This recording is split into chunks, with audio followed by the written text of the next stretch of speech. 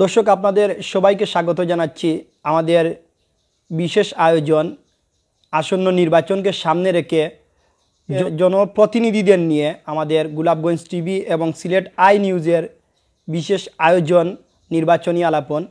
আমাদের সাথে আজকে যুক্ত আছেন পশ্চিম আমুরা ইউনিয়নের ৩ নং ওয়ার্ডের বর্তমান মেম্বার ও ইউনিয়ন আওয়ামী লীগের সাধারণ সম্পাদক কামরান হোসেন।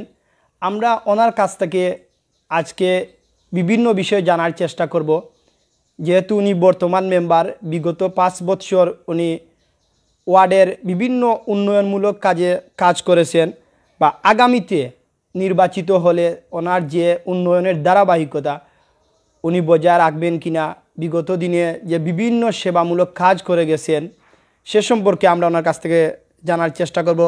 আমি ধন্যবাদ জানাচ্ছি আমাদের সাথে যুক্ত হওয়ার জন্য আজকের অনুষ্ঠানের সম্মানিত অতিথি কামরান হোসেন। আপনাকে ধন্যবাদ আমাদের আজকের আয়োজনে। আমার পক্ষ থেকেও আপনাদেরকে ধন্যবাদ জানাচ্ছি আজকে আমার এই সাক্ষাৎকার নেওয়ার জন্য। ধন্যবাদ কামরান ভাই। আমরা আপনার কাছে একটি বিষয় জানতে চাইব যে আপনি তো বিগত 5 বছর আপনার ওয়ার্ডের জনপ্রতিনিধি ছিলেন। আগামী 5 বছরের জন্য আপনি এবার নির্বাচনে প্রতিদ্বন্দ্বিতা করবেন। বিগত 5 বছরে আপনি যে আপনার ওয়ার্ডে কতটুকু উন্নয়ন করেছেন, যেমন বয়স্ক ভাতা, বিধবা ভাতা বা রাস্তাঘাটের অনেক রাস্তাঘাট আছে অনেকটা কাঁচা ছিল, আপনি এই রাস্তাগুলো সরকারের মাধ্যমে পাকাকরণ হয়েছে, বা বিজিবি কার্ড আমরা দেখেছি বিভিন্ন সময় যে বিগত দিনে যে করোনা কাল গেছে, অনেক মহামারী ছিল, এই মহামারী কালে অনেক জনপ্রতিনিধিরা ঘরে বসেছিলেন। আপনার কর্মকাণ্ড আমরা দেখেছি, উন্নয়নমূলক কাজ দেখেছি আমি। তো আপনার এই কাজ সম্পর্কে আপনার কাছে আমি জানার চেষ্টা করব। বিসমিল্লাহির রহমানির রহিম। হযরত জানশা মৌলার স্মৃতি বিজড়িত ঐতিহ্যবাহী 1971 সনের রক্তরঞ্জিত আমার প্রাণপ্রিয় ঐতিহ্যবাহী সুন্দিশাইল ওয়ার্ড, আপনাদের এই ওয়ার্ডের প্রথমেই সর্বস্তরের জনসাধারণকে আমি সশ্রদ্ধ সালাম, আসসালামু আলাইকুম রহমতুল্লাহি ওয়া বারাকাতুহু। আমি প্রথমেই যে আপনি প্রশ্ন করেছেন যে এই 5 বছরে আমি এই ওয়ার্ডের বর্তমান মেম্বার থাকা সত্ত্বে আমি কী ধরনের উন্নয়নমূলক কাজ করেছি, আমি আপনাদের আমার ওয়ার্ডবাসীকে প্রথমেই আমি ধন্যবাদ জ্ঞাপন করছি, যার কারণ আমি একজন তরুণ হিসাবে আমার এই ওয়ার্ডের মা ও বোনেরা, ভাইয়েরা আমাকে গত 2016 সালের 7ই মে তাদের প্রত্যক্ষ ভোটের মাধ্যমে আমাকে একজন ইউনিয়ন পরিষদের সদস্য নির্বাচিত করেছিলেন। আমি সেদিন থেকেই জনগণের সেবক হয়ে কাজ করেছি। আপনারা বিভিন্ন সোশ্যাল মিডিয়ায় আমাকে দেখেছেন। আমি গত করোনাকালীন সময়ে আমার জীবন বাজি রেখে আমি এদেশের জনগণের জন্য আমার ওয়ার্ডসহ আপনারা বিভিন্ন গোলাপগঞ্জের প্রত্যন্ত অঞ্চলে আমাদের রাজনৈতিক নেতৃবৃন্দর সাথে আমাকে দেখেছেন। যাদের বাড়িতে করোনা ধরা পড়েছিল আমি তাদের বাড়িতে বিভিন্ন সময় আমি আমার রাজনৈতিক নেতৃবৃন্দকে সাথে নিয়ে খাদ্য বিতরণ করেছি, এবং এই ওয়ার্ডের এবং এই ইউনিয়নের সর্বস্তরের মানুষের বাড়িয়ে বাড়িয়ে আমি গিয়েছি। আমি আপনাদের সামনে এইটুকু বলতে চাই, মহান রব্বুল আলামিন যে আমাকে এই করোনাকালীন সময়ে বেঁচে রেখেছেন, আমি রব্বুল আলামিনের কাছে কৃতজ্ঞতা জ্ঞাপন করছি যে মহান রব্বুল আলামিন এখন পর্যন্ত যে আমাকে সুস্থ রেখেছেন। আসলে আপনি প্রশ্ন করেছেন অনেক জনপ্রতিনিধিরা বাড়িতে বসেছিলেন। আসলে দেখেন, আমরা যখন মৃত্যুর সাথে এই দেশ পাঞ্জা লড়ছিল, মাননীয় প্রধানমন্ত্রী, বাংলার সফল প্রধানমন্ত্রী, 3 বারের সফল প্রধানমন্ত্রী জননেত্রী শেখ হাসিনার নির্দেশে আমরা মাঠ পর্যায়ে কাজ করেছি। কারণ আমরা রাজনীতি করি, আমরা রাজনীতি দলের একজন কর্মী হিসাবে আমাদের নেত্রীর নির্দেশনা আমরা মেনেছি এবং জনগণের প্রত্যেকের বাড়ি বাড়িয়ে গিয়ে খাদ্য বিতরণ করেছি। আমি আসলেই আপনারা দেখেছেন যে আমি আমার ওয়ার্ডের সর্বস্তরের যে আপনারা নিশ্চয় জানেন বয়স্ক ভাতা, একজন পুরুষ 65 বছর বয়স হলে সে বয়স্ক ভাতা পায়, 62 বছর একজন মহিলার বয়স হলে সে বয়স্ক ভাতা পায়। আমার ওয়ার্ডে আপনাদের সামনে এই কমিটমেন্ট করলাম, এখন পর্যন্ত কোনো বয়স্ক ভাতার কোনো লোক নেই এটা আমার যারাও ছিল বয়স যাদের ছিল আমি সম্পূর্ণ 100% বয়স্ক ভাতা করেছি। প্রতিবন্ধী ভাতা মাননীয় প্রধানমন্ত্রীর নির্দেশনা 100% প্রতিবন্ধী ভাতা এই গোলাপগঞ্জ থানা আমাদের ইউনিয়নও আমার ওয়ার্ড সহ প্রতিবন্ধী ভাতা 100% হয়েছে।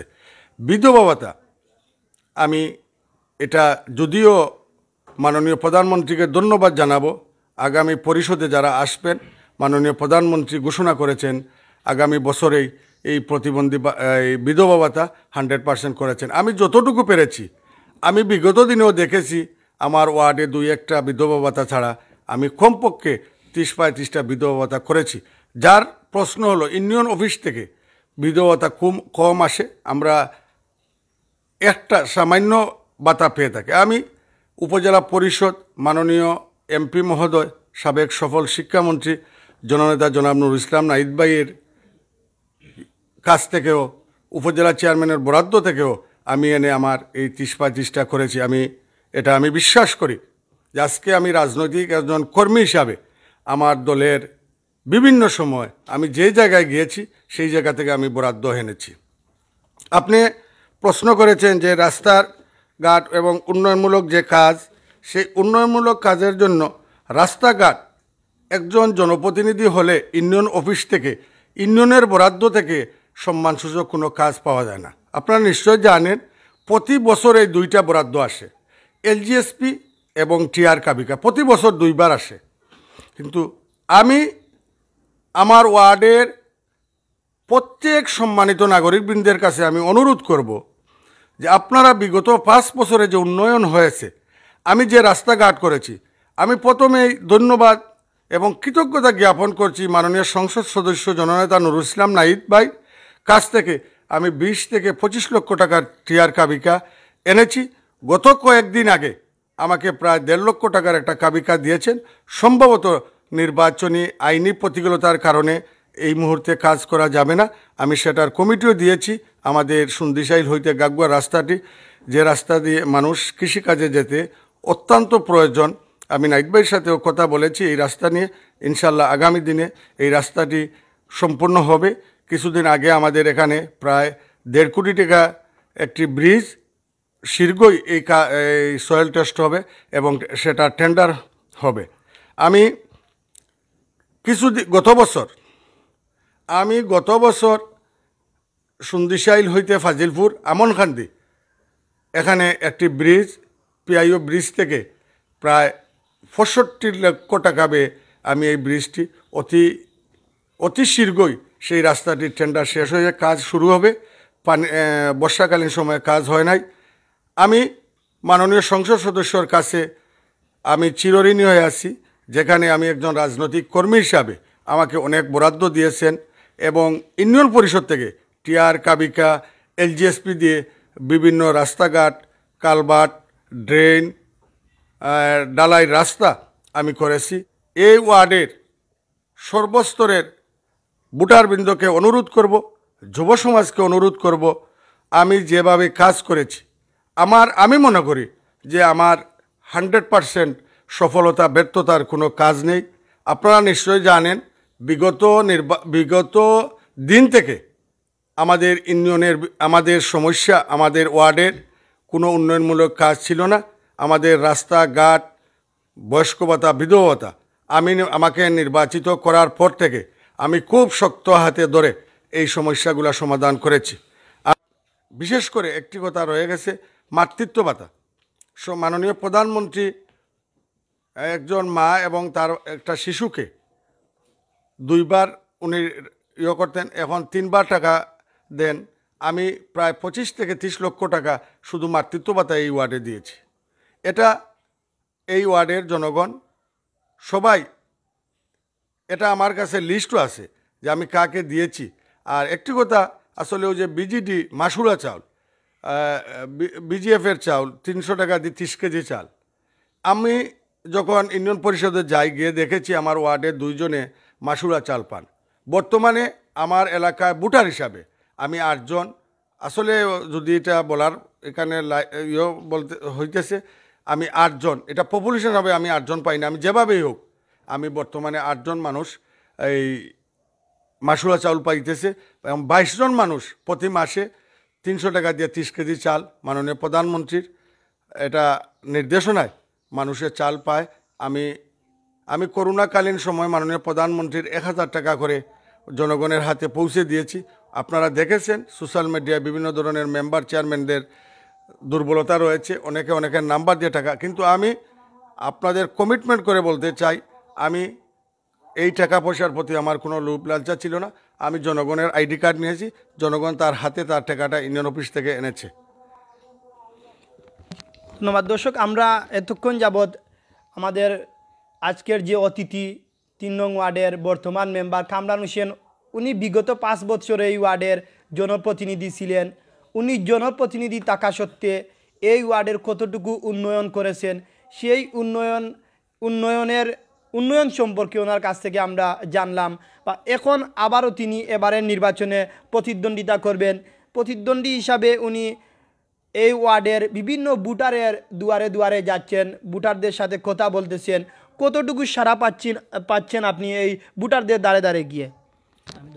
আসলে কৃতজ্ঞতা জানাচ্ছি আমার ওয়ার্ডের সম্মানিত ভোটারবৃন্দকে, বিশেষ করে মুরব্বিয়ান, নজওয়ান, যুবক, ছাত্র সমাজ এবং আমার সম্মানিত মা ও বোনেরা। আসলে কি বলবো, এটা ভাষা দিয়ে বলা আমার দ্বারা সম্ভব নয়। আমি বর্তমান মেম্বার থাকা সত্ত্বেও আমি এখনও মানুষের বাড়ি বাড়ি পুরা মতো যাইতে পারতেছি না, মানুষের কাজ নিয়ে দৌড়াইতে হয়। আমি যখন যাই এবং বাজারে যাই, অনেকেই আমাকে বলতেন চিন্তা করি না তুমি নির্বাচিত হবে। আমি মনে হলাম হয়তো আমার সাথে ডং তামাশা করতেছে। আজকে 2 দিন ধরে যখন আমি মানুষের কাছে যাচ্ছি, আমার মা বোনরা সাড়া দিচ্ছে, বলছে বাবা তুমি নির্বাচনে খাড়া হইছো, আমরা শুনছি, বুট আমরা তোমাকে দিব, তোমার এই অবদান রয়েছে। আমি ভোটারদের কাছ থেকে আমি সাড়া পাচ্ছি।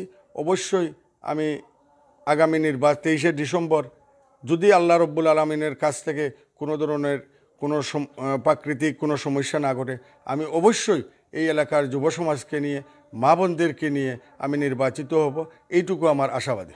শেষে আপনার কাছে আরেকটি বিষয় জানতে চাইব, আপনি যদি নির্বাচিত হন তাহলে আপনার যে উন্নয়নমূলক কাজ দেখেছি একজন জনপ্রতিনিধি হিসাবে, একজন ওয়ার্ডের মেম্বার হিসাবে আপনি যতটুকু কাজ করেছেন, অনেক ওয়ার্ডেও আমরা দেখেছি একজন প্রতিনিধির কাছ থেকে এতটুকু আশা করা যায় না। বা আপনার যে অসমাপ্ত কাজগুলো রয়েছে, আপনি নির্বাচিত হলে সেই অসমাপ্ত কাজগুলো করবেন কিনা? আমি প্রথমেই মাননীয় প্রধানমন্ত্রীকে ধন্যবাদ দেই। মাননীয় প্রধানমন্ত্রী যিনি ঘোষণা দিয়েছিলেন যে গ্রাম হবে শহর, আমি আপনাদের সামনে এবং এই ওয়ার্ডের জনগণকে এইটুকু বলতে চাই, যদি আমাকে আরও 5টি বছর সুযোগ দেওয়া হয় তাহলে এই ওয়ার্ডকে একটি শহর ভিত্তিক ওয়ার্ড, মডেল ওয়ার্ড গড়ে তুলব, এই আশা, এই প্রত্যাশা আমি ব্যক্ত করি। বিশেষ করে আমি আমার প্রবাসী ভাই ভাতিজার কাছে আমি কৃতজ্ঞতা বোধ স্বীকার করছি, যারা প্রবাস থেকে আমাকে সব সময় এই 5টি বছর আমাকে সহযোগিতা করেছেন। আসলে এটা কি বলবো, এই সময় জনপ্রতিনিধি হয়ে বুঝতে পারছি মানুষ কিভাবে মানুষের সব সমস্যায় সমাজের উপকার করার জন্য যারা আমাদের প্রবাসী ভাই ভাতিজারা রয়েছেন, তারা আমাদের ওয়ার্ডের বিভিন্ন সমস্যা সমাধানে তাদের হাত শক্তভাবে পেয়েছি। সবসময় সহযোগিতা আমাকে করেছেন, টাকা পয়সা দিয়ে, রাস্তাঘাট এবং বিভিন্ন সামাজিক কাজে তারা টাকা কাজে লাগছে, বিভিন্ন বিয়া শাদী, গরিব অসহায় মানুষের প্রতি এবং অসুস্থ রোগীদের জন্য যারা সাহায্য করেছেন। আমি বিশেষ করে আমার প্রবাসী ভাই ভাতিজাদেরকে ধন্যবাদ জানাই এবং কৃতজ্ঞতা জানাচ্ছি। আপনারা বিদেশ থেকে, প্রবাস থেকে যদি মনে করেন আমি এই 5টি বছর ইউনিয়ন পরিষদের সদস্য নির্বাচিত হলে এই এলাকার উন্নয়ন হবে, আমি সবার কাছে করজোর করে বলতে চাই যে আপনারা আমাকে সাহায্য সহযোগিতা করেন। আর বিশেষ করে এই ওয়ার্ডের সর্বস্তরের নাগরিকবৃন্দ, মুরব্বিয়ান, নজওয়ান, যুবক, ছাত্র, মা বোনেদের কাছে আমি একটি কথা বলেই আমার বক্তব্য শেষ হবে, যে আমি এই 5 বছরের বিগত দিনে আমি একজন মানুষ হিসাবে, ইনসান হিসাবে, যে আমার ভুল ত্রুটি হবে, আমার ভুল ত্রুটি রয়েছে, আমি আজকে এই ভুল ত্রুটির জন্য ক্ষমা প্রার্থী চাচ্ছি।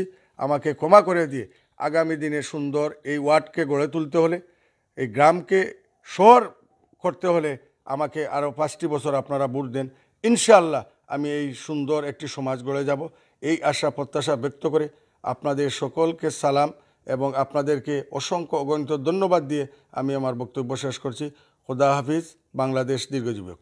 ধন্যবাদ আপনাকে, আপনি আজকে আমাদেরকে আপনার গুরুত্বপূর্ণ সময় দেওয়ার জন্য। দর্শক, আমরা এতক্ষণ যাবৎ পশ্চিম আমুরা ইউনিয়নের 3 নং ওয়ার্ডের বর্তমান মেম্বার, ইউনিয়ন আওয়ামী লীগের সাধারণ সম্পাদক কামরান হোসেনের কাছ থেকে ওনার বিগত 5 বছরে উনি মেম্বার ছিলেন, বিগত 5 বছরে কী ধরনের কাজ করেছেন, ওয়ার্ডের জন্য কতটুকু উন্নয়ন করেছেন, সেসব বিষয়ে জানার চেষ্টা করলাম। আমরা আবারও অন্য কোনো প্রার্থীকে নিয়ে আপনাদের সামনে হাজির হব। ততক্ষণ পর্যন্ত আপনারা ভালো থাকুন।